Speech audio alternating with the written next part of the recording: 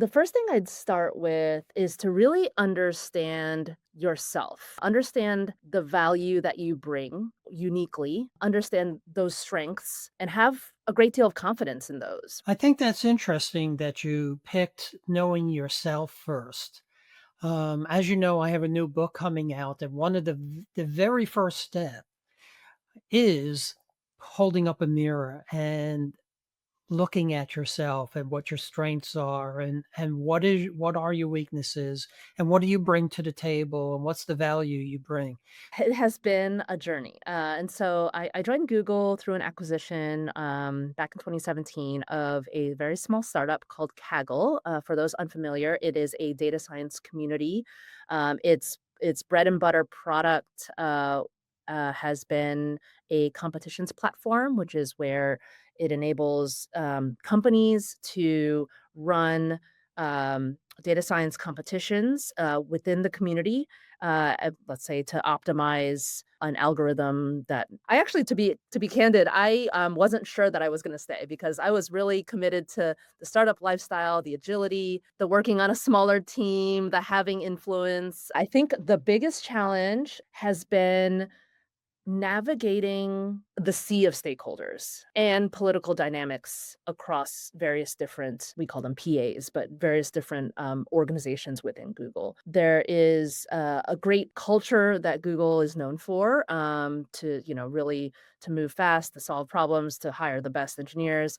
You know, I've always said to people, if people are leaving the company, people don't generally leave companies, they leave managers. But it's only because you understand each individual motivation that you can come together with a shared understanding. I always say to clients, we all listen to the same internal radio station. And I know radio is kind of a old thing, but it's WIIFM. What's in it for me? I think at the heart of it, at the end of the day, you spending so much time at work, you gotta love what you're doing. Money and compensation, people need to have a certain amount to make their needs, but most of the time it is having autonomy, be able to work on things they want to work on without being micromanaged.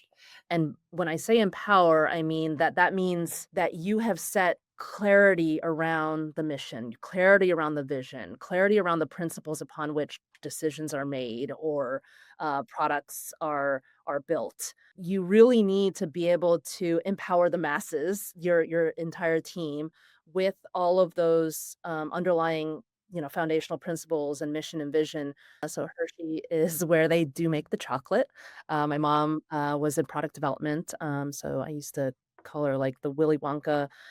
She'd invent chocolate, which I think, was a pretty cool job. I think it was a lot of what I was instilled with, from my parents is this sort of gratitude, like, this idea that nothing is taken for granted, and it was very much for me, for my brother, and now for me and my family, right? I think it comes back to really leading with purpose. In many ways, the best work that comes out of people is from a place of passion, from a place of purpose.